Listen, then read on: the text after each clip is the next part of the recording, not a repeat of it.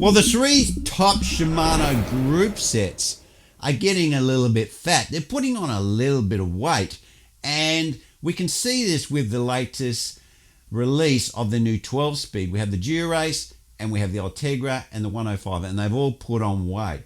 And they're not only put on weight, they've put on a few dollars as well. So let's roll our intro and let's have a bit of a discussion about these three top group sets and how it's going to affect the bikes moving forward.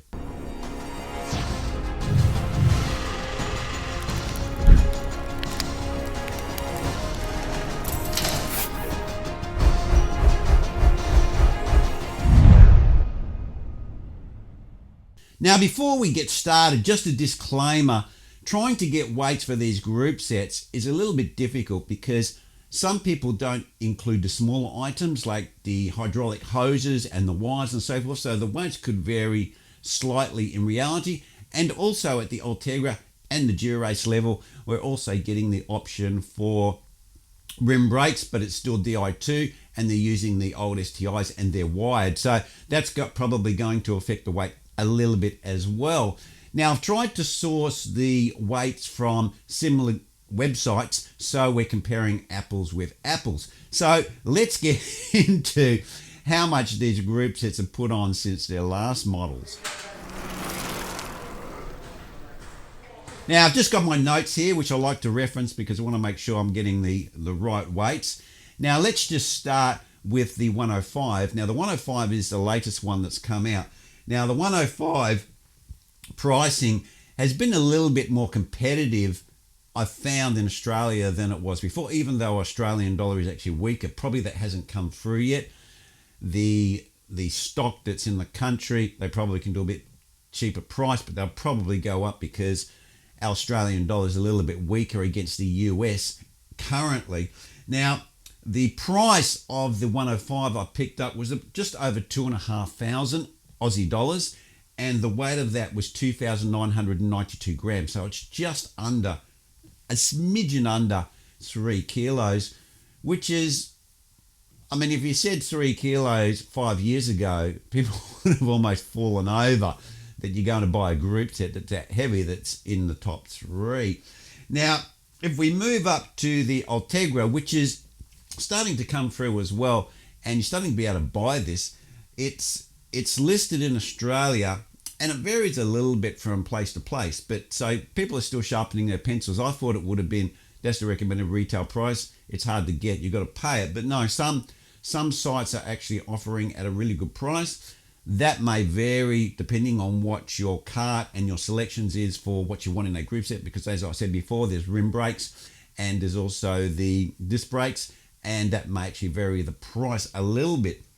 But the price is actually varying from about 3,112 up to about 3,699, and I think that's the retail, 3,699.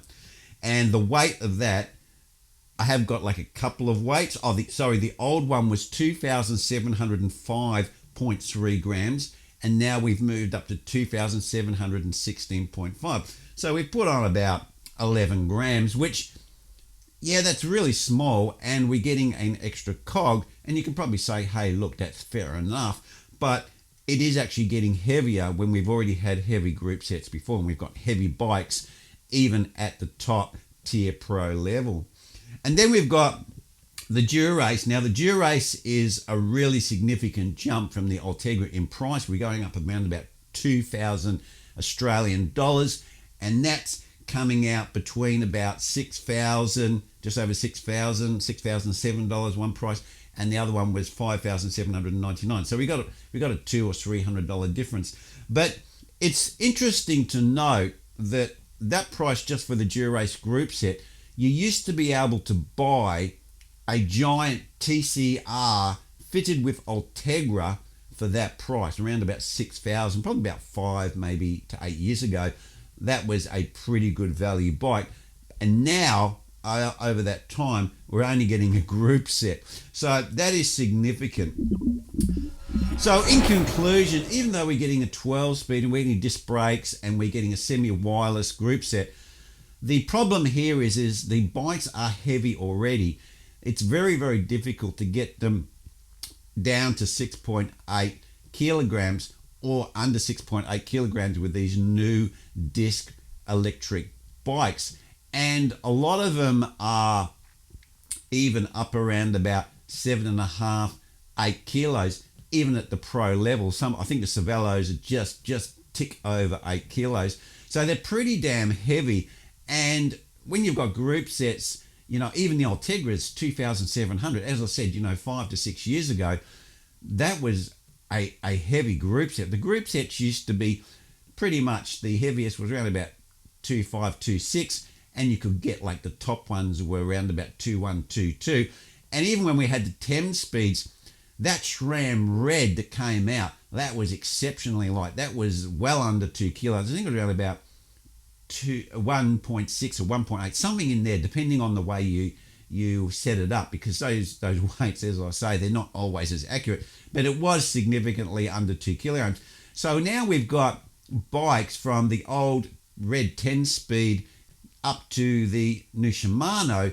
They've almost put on a kilo for this 12 speed and disc brakes, which is really quite significant if you're trying to build up a light bike and you're spending around about $20,000 AUD to get this type of equipment on your bike, especially if it's Dura-Race. And that's a lot of money. And even if you go for the Ultegra bikes, they're pushing generally the retail prices for the bikes. And this is what they say, you get better value when you buy a whole bike. But the Ultegra bikes are still around about 12 to 14,000 for a built-up bike, like something like a Cervelo S5 is around about 12 to 13,000. And if you go for the Dura-Race type version or the top SRAM Axis E-Tape, you're looking about 17 to 18,000. And the new Specialized SL7 with the Dura-Race on is 21,500 in Australia AUD.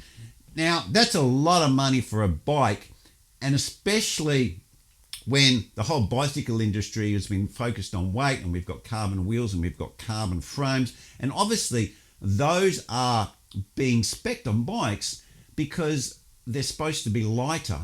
And even with these light bikes with the best gear on them, off the floor, they're not really that light. Now, I know the pros have a limit of 6.8 kilos, but 5+ years back, and when we had 10 speeds especially, you used to be able to get a bike under 6.8 kilos pretty damn easy, whilst now it's not so easy. And also remember, guys, a lot of the pros are still riding tubulars, which actually make the bike lighter. So those weights that you see on GCN could actually be weighing a bike that's got tubulars on, and tubulars usually give you around about half a kilo extra out of your bike, so to keep the weight down.